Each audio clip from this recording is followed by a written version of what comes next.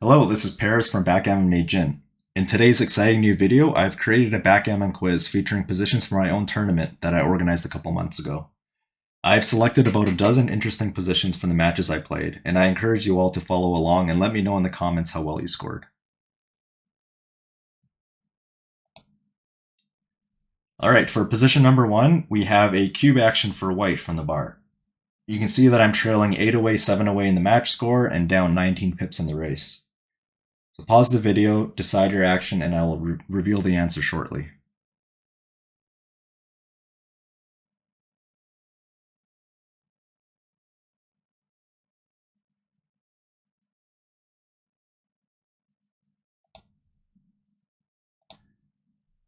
Okay, the first thing to note in this position is that there is immense volatility with an immediate game-winning threat of hitting a shot due to our strong inner board.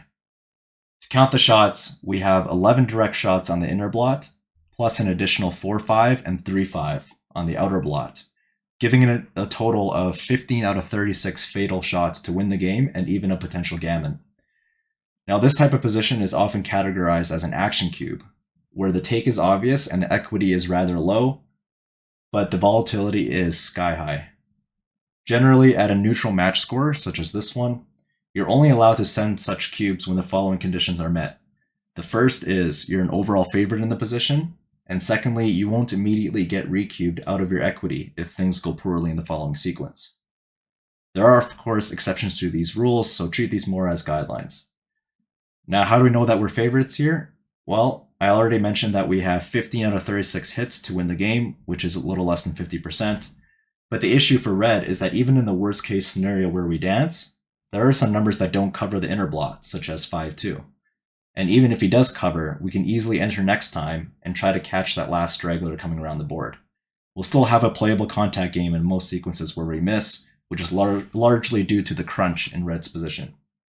Therefore, red will likely not be able to recube us out of the game in most upcoming sequences.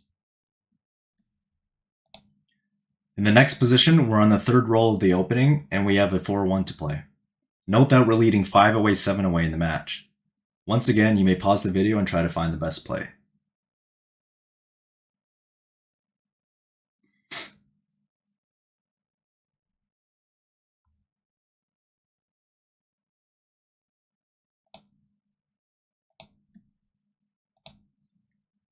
Alright, this was a rather tricky one. From a structural perspective, we can observe that we have a superior priming structure with the 5-point made, as opposed to the opponent's 3-point. We are also slightly trailing in the race. As such, our game plan should be focused on priming rather than racing. We can therefore reject the safe play 13-8 as it's too stiff, as well as stepping up to the 20-point with our rear checker, as it invites an attack when we're not really under a priming threat as of yet. This leaves 13-9 as the only option for the 4, unstacking the mid and bringing another checker to our front position to extend our prime, either from the front or the rear. But what about the ace? In game, I played 6-5 without much thought, which is a very natural play that falls into our game plan. It aims to diversify builders for our prime while keeping our back checkers flexible to create an advanced anchor on future rolls. However, I failed to consider an important element in the position, which is that red has a more blitz-oriented structure, with a deeper point made and the stack of 4 checkers on the 6-point. By keeping the back checkers split, we give some initiative to the opponent with rolls such as large doublets, double 4s and double 5s, and as well as 6-4 to point on the deuce. Therefore, making the 23-point anchor is the prudent choice to tighten up our back position while we focus on building on the other side of the board. We don't plan on staying on that anchor forever, of course. This is just a temporary measure to ensure that we won't get attacked while we bring builders down from the midpoint nice and flexibly. This idea of creating the temporary 23-point anchor is especially important in leading match scores to minimize gammon losses, and it's really not that bad at a neutral match score either because red's prime is still underdeveloped. Note that 6-5 is actually the correct play at double match point, winning about 0.5% more games than making the anchor.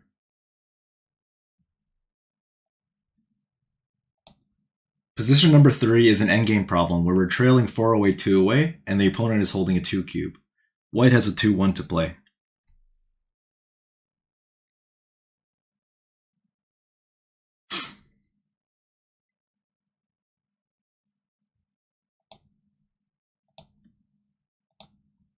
The solution is to hit 5 to 4, then bear off a checker with 2 off.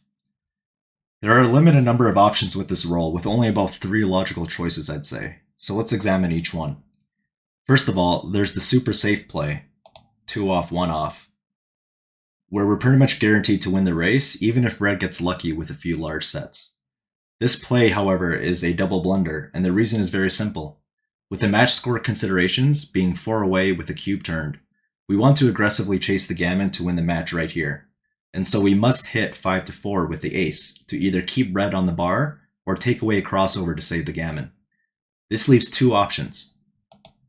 The first is the play I made in-game, the pick and pass, which is sort of a middling play where I take 0 risk but also give my opponent 16 dancing numbers to slow down his crossovers. But in fact, there is a hidden, superior play available, which is to simply leave the blot there and continue to bear off aggressively. It's evident why we can get away with this play. Red has been reduced to a 2-point board, making the 11 return hits a non-issue. Additionally, we'll have 5 checkers borne off even if we get hit, and there are even some sequences where we can pick off the other checker in the outfield when we re-enter from the bar, which is another way to win a gammon. According to XG, we only sacrifice about 3% of game-winning chances with the correct play in exchange for 5% more gammons, a trade-off we're very much willing to make that is especially thematic for the match score.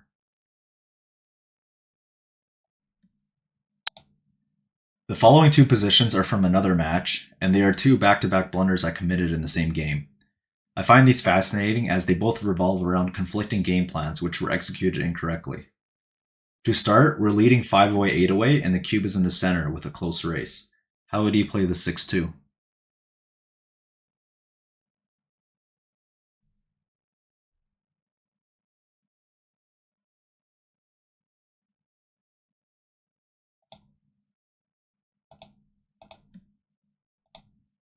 Now, I assume many of you selected the play I made, which is to step up to the edge of the prime with 24-22 and clean up the blots with 10 to 4, making the next best inner board point in the process.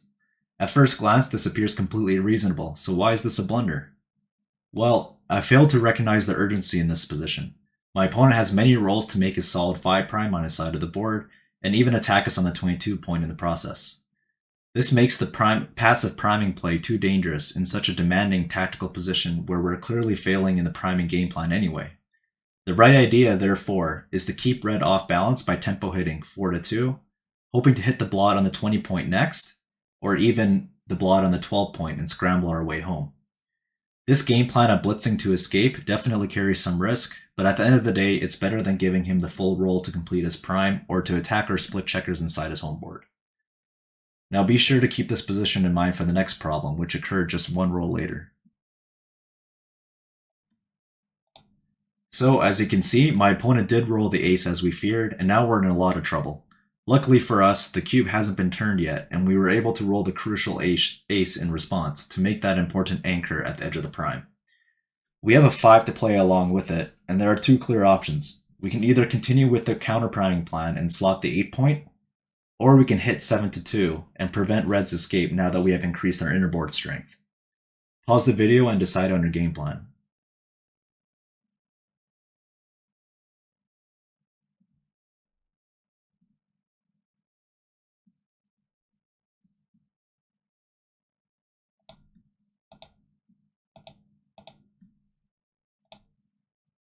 Interestingly enough, despite us now having red outboarded, the correct play this time is to play for the prime. There is no longer that urgency we were faced with last roll because the opponent just made his 5', so the best course of action is simply to play patiently.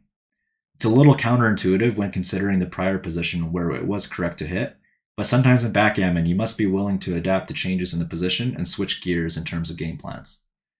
Note that while slotting the 8 point is primarily a priming move, it also increases our blitz potential in the future if, say, red steps up to our 3 point, after which we'd have extra rolls and ammunition in the zone to attack. All in all, these 2 problems go hand in hand as I identified the wrong idea both times, when actually I should have reversed them based on alterations to the position. Here's the 6th position, where we have a middle stage of a holding game. The score is 9 away, 9 away with a centered cube, and we're trailing 19 pips before the roll. We have ourselves a hit or not decision with a 5-4.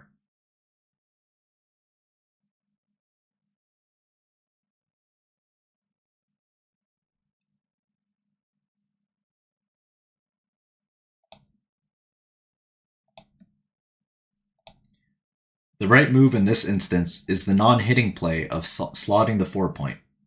I chose to hit, being stuck so much in the race, which is a near blunder.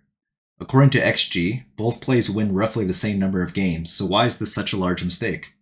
Well, the simple answer is that getting hit in return with 9 numbers, 5-2, 4-2, 3-2, double twos, and 1-2, could be fatal against red structure.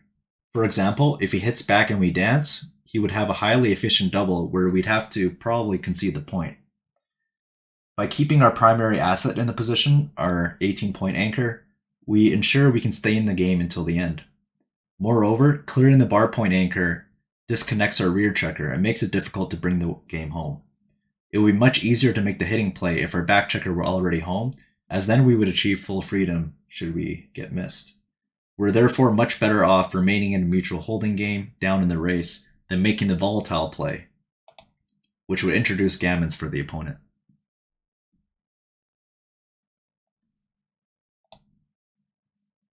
Next up, we have a late stage contact position from the same game down 27 pips, with the opponent holding a 4-cube. We were able to pry red off his anchor, ready to attack next, but we rolled this disastrous 6-4, a complete airball which is just about the only number that fails to hit. What's the best way to make use of this bad roll?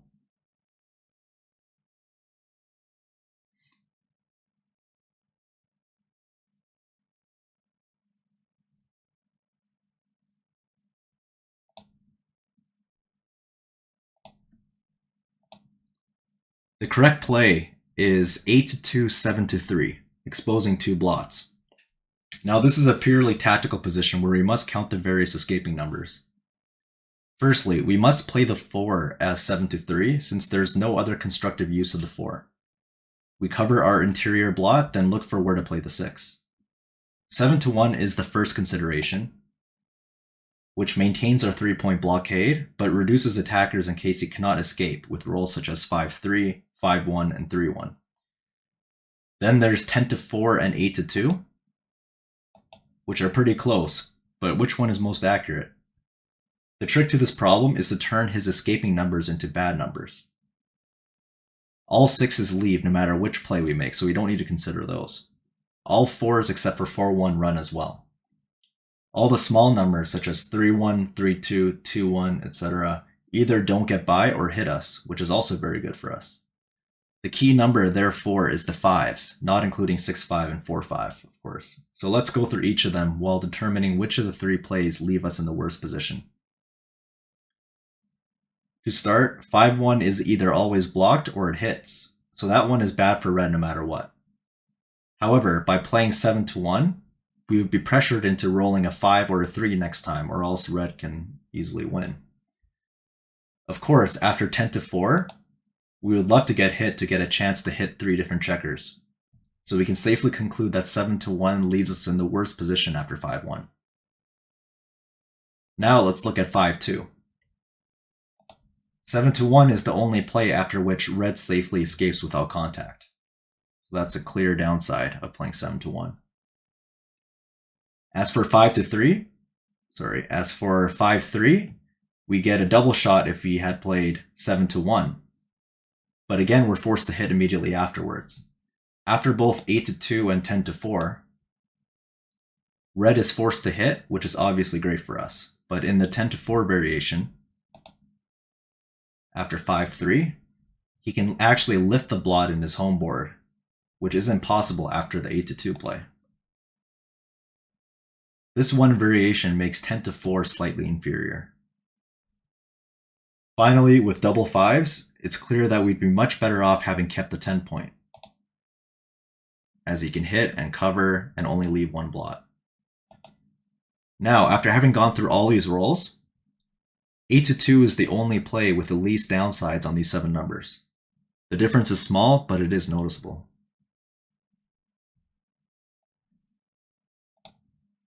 Position number 8 has us in a predicament, as we're approaching an early middle game with our back checkers under attack and 0 structure in our front position. The score is 9 away, 8 away, with a cube in the middle, and the race is fairly even. How should we play this 5-1?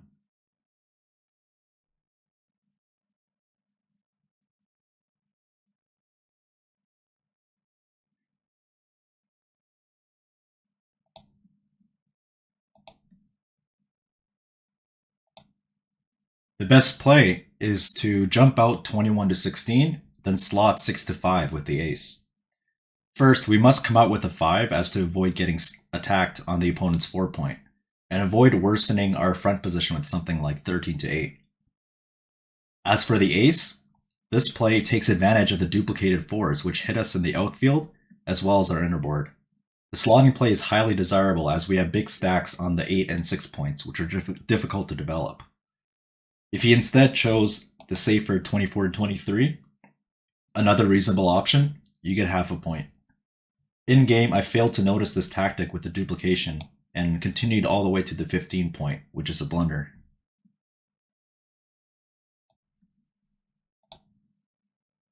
Next up is another cube decision. We're trailing 8 away, 5 away, down 5 pips in a priming battle, both sides with one man back. What is the correct cube action here for white?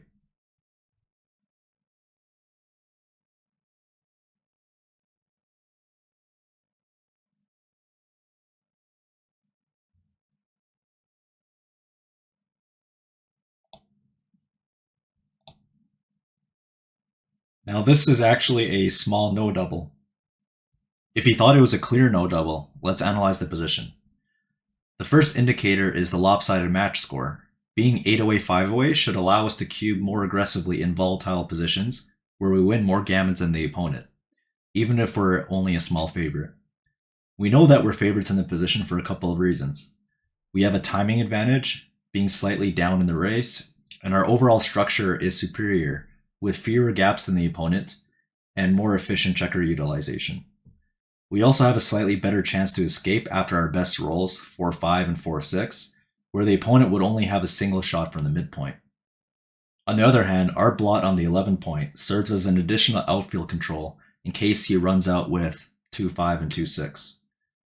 We also have slightly more attacking potential, with 3 points of direct contact from the 8 point to the 6 point on the opponent's rear checker, as opposed to only 2 on ours on the opponent's bar point and the 6 point, making the large doublets such as 6-6 and 5-5, otherwise poor priming rolls, effective in a blitzing plan. Because of all these factors, I chose to cube this in-game, mainly for practical reasons, and luckily for me, I stole plenty of equity as my opponent quickly passed.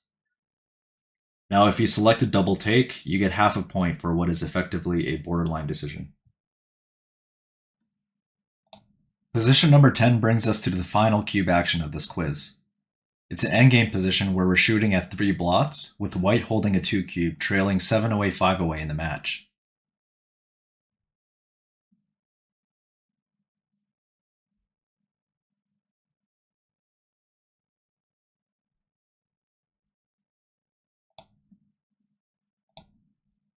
The correct cube action this time around is a small redouble and a monster take. Once again, we should always start with the match score to determine whether we should redouble or not. We're trailing a little bit in the match, but not so much where we're super desperate to reshift the cube in an endgame position when the opponent has high winning chances. If you don't recube and red wins the game, we'd be at 7 away, 3 away with about 24% match winning chances. This is a substantial difference from recubing and losing, where we'd have 10% match winning chances.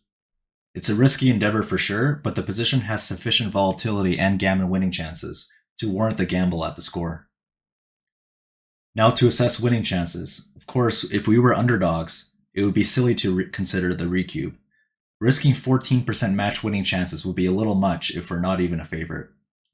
When counting the numbers, however, we have 20 direct hitting numbers with 4s and 3s,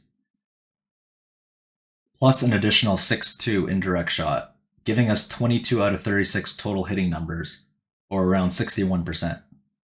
The fact that we have an open 6 point does skew this calculation a bit, but not by much, as it's basically counteracted by the extra blots we can pick up.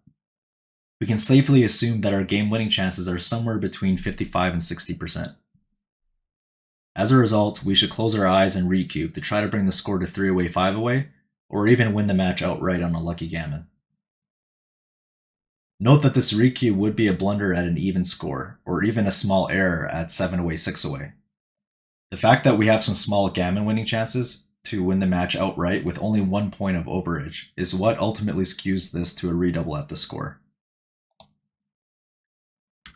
And if we were to improve our position to having a closed board, as you can see here, let's close the board and check out the result. At an even score, it would have shifted to a monster recube even at the score, 7-away, 7-away.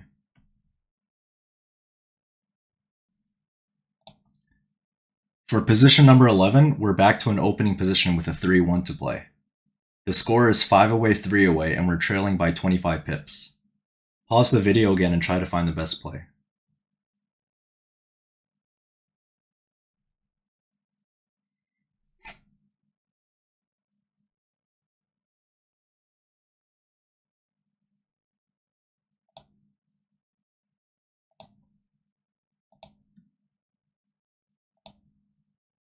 This position is a classic hit or not decision that is predicated on match score understanding. Now, there's a common heuristic in backgammon opening principles that states making an advanced anchor is better than hitting loose. This is mainly to avoid disastrous double hits or other joker rolls from the bar, where we get pushed back and lose the initiative. Why is it so incorrect here to make the solid 21-point anchor, especially with 3 checkers back? At this trailing match score, we're eager to complicate the game and fight for gammonish positions, whereas losing gammons are not as costly. This reason alone makes the efficient loose hit 6-5 a clear play. It wins more games and more gammons, and naturally also loses more gammons than the anchoring play. We wouldn't do it if we were up in the race, as then it wouldn't even win more games overall, but being stuck 25 pips, we know it has to be the correct play at double match point. If we were to alter the match score and have us leading 3-away, 5-away, as I'm going to do now,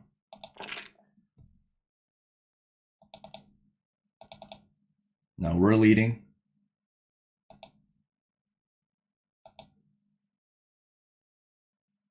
We can see that it would be a small mistake to hit, as then it would be more of a priority to minimize gammon losses.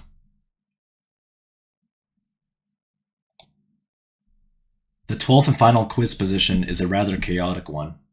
We're at 1-away, 3-away post Crawford and up 91 pips. How to play this 5-4?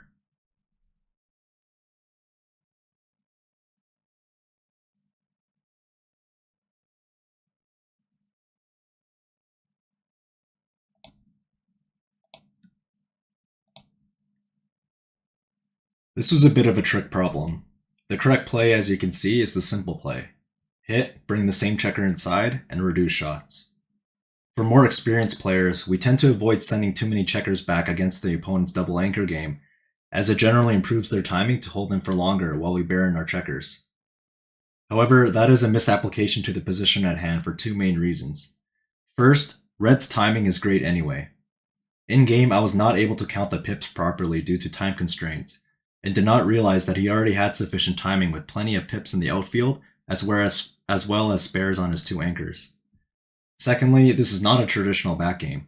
It's categorized as a shallow backgame, similar to the 5-4 game, and additionally, my 2 outfield points aren't priming his anchors very well at all. This position is therefore more of a holding game than a backgame, which is why our game plan should just be to hit everything in our way and try to scramble our way home. My non-hitting play, 15-6, gave my opponent direct 5s and 6s for little to no gain, and ultimately I went on to get stuck behind his prime and lose a gammon for the match.